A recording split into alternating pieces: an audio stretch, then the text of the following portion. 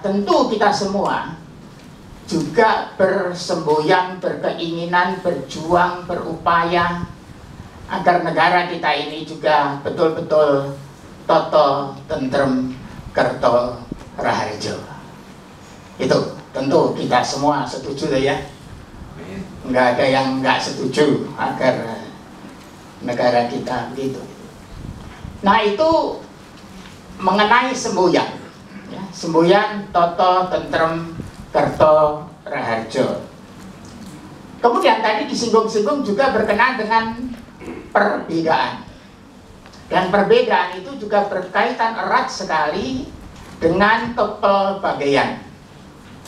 Nah kita ini di sini juga kepelbagaian dan juga tentu punya perbedaan tertentu. Tetapi bagi masyarakat Jawa atau dalam budaya Jawa, sebenarnya